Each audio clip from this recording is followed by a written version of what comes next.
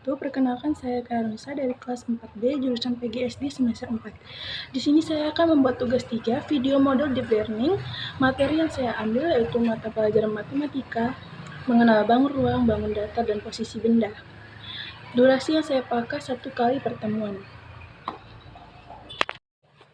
Pada modul deep learning terdapat beberapa bagian. Yang pertama ada dimensi profil kewawasan. Dimensi profil kewawasan ini relevan untuk modul ajar ini. Yang pertama ada penalaran kritis. Peserta didik mampu mengidentifikasi karakteristik bangun datar dan bangun ruang serta menentukan benda dengan logis. Yang kedua ada kreativitas.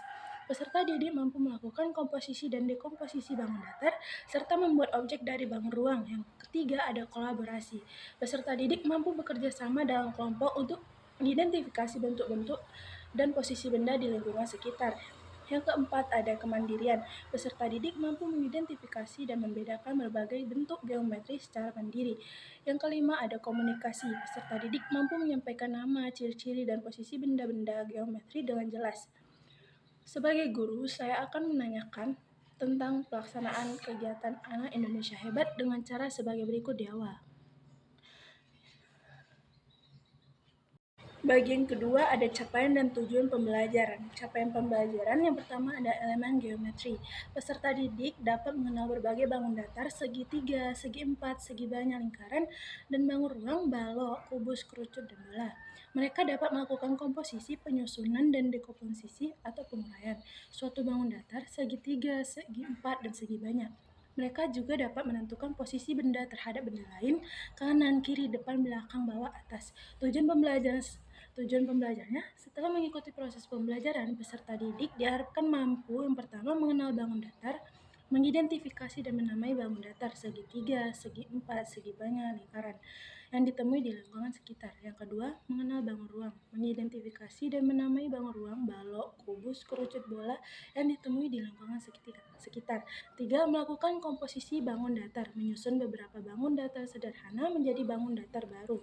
Keempat, melakukan dekomposisi bangun datar, mengurai bangun datar menjadi beberapa bangun datar sederhana. Yang kelima, menentukan posisi benda, menentukan posisi suatu benda terhadap benda lain menggunakan istilah kanan, kiri, depan, belakang, bawah, dan atas. Bagian yang ketiga ada sarana dan prasarana. Yang pertama, berbagi contoh bangun datar seperti kertas potongan segitiga, persegi, lingkaran. Yang kedua, ada berbagi contoh bangun ruang, kotak, kardus, bola, kerucut, atau bola kayu. Yang ketiga, ada gambar-gambar benda dengan bentuk geometri berbeda. Yang keempat, ada puzzle atau tangram bangun datar. Yang kelima, LKPD siswa dan alat tulis. Yang ketiga, ada target peserta didik. Peserta didik reguler, tipikal peserta didik umum, tidak ada kesulitan dalam mencerna dan memahami materi ajar. Yang keenam, ada mode pembelajaran.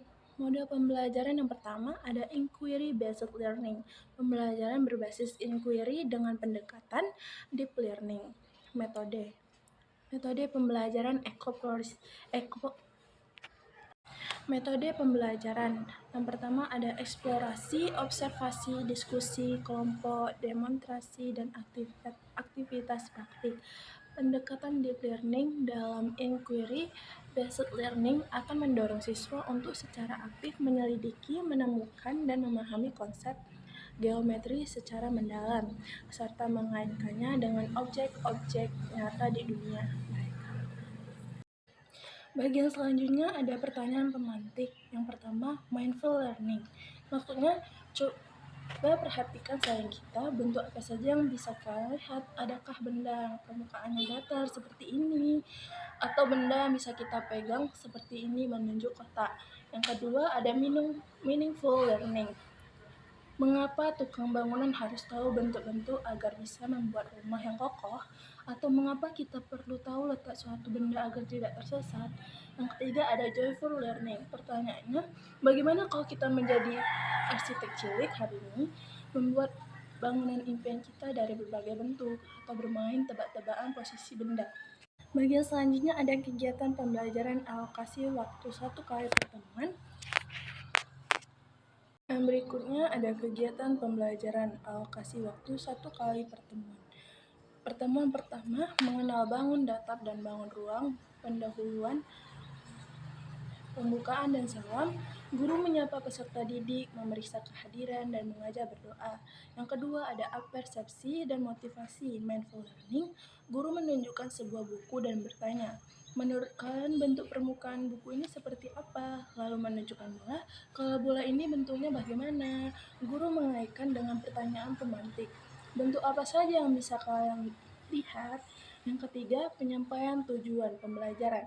Guru menyampaikan tujuan pembelajaran hari ini yaitu mengenal berbagai bangun datar dan bangun ruang serta posisi benda.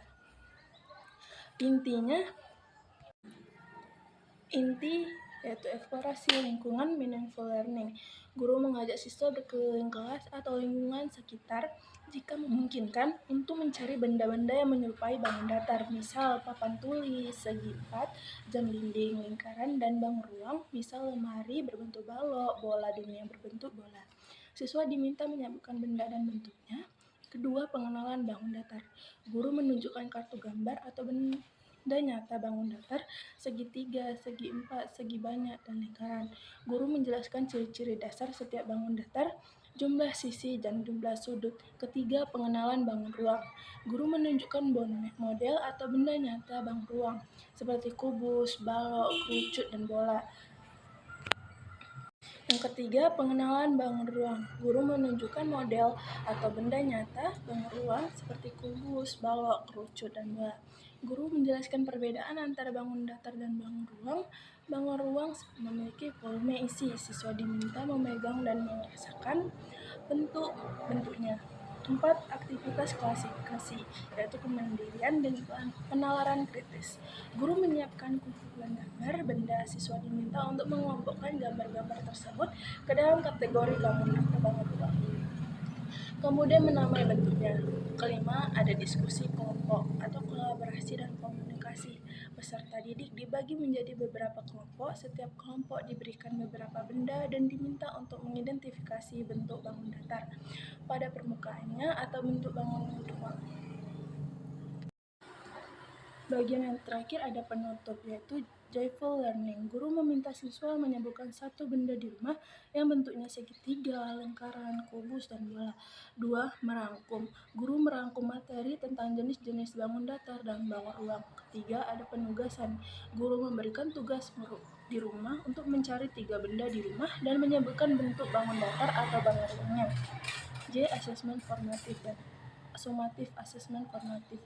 Observasi selama kegiatan pembelajaran, mengamati partisipasi aktif, kemampuan kolaborasi dalam kelompok, dan kemandirian siswa dalam mengidentifikasi bentuk atau menentukan posisi. Contohnya, catatan anekdot guru saat siswa menyusun bangun datar atau mengikuti instruksi posisi. Diskusi kelas dan tanya jawab. Mengajukan pertanyaan terbuka untuk menguji pemahaman konsep siswa secara lisan tentang nama bangun, ciri-ciri, atau posisi benda. Yang terakhir ada pemeriksaan lembar kerja individu kelompok. Memeriksa hasil pekerjaan siswa pada lembar kerja untuk melihat pemahaman mereka terhadap konsep yang diajarkan. Misalnya, ketepatan dalam menamai bangun atau melengkapi posisi-posisi benda.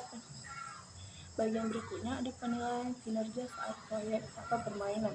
Menilai kemampuan siswa dalam membuat kreasi bangun datar atau mengikuti instruksi posisi dalam permainan.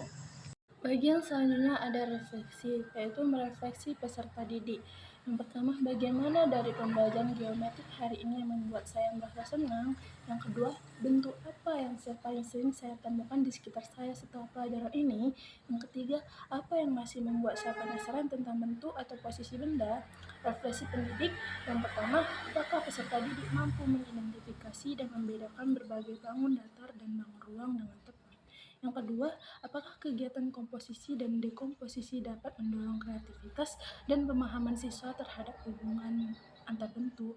Yang ketiga, bagaimana saya lebih efektif dalam mengajarkan konsep posisi benda agar lebih mudah dipahami oleh semua siswa? Bagian berikutnya ada asesmen sumatif. Yang pertama, tes tertulis, soal pilihan ganda dan isian singkat yang mencakup. Pertama, mengidentifikasi dan menamai bangun datar dan bangun ruang. Yang kedua, menggambar hasil komposisi atau dekomposisi bangun datar sederhana. Yang ketiga, menentukan posisi benda berdasarkan gambar atau deskripsi. Yang terakhir ada proyek individu kelompok produk, membuat album bentuk di rumah guru. Siswa diminta mencari dan menggambar memotret 5 benda di rumah yang menyerupai bangun datar atau bangun ulang, menamai bentuknya dan menuliskan posisi benda tersebut. 2. Terhadap benda lain, misal buku di atas meja. Rubi penilaian proyek akan digunakan. Baiklah, itu saja hasil video tugas 3 yang sudah saya bacakan tentang modul deep learning. Saya akhiri. Wassalamualaikum warahmatullahi wabarakatuh.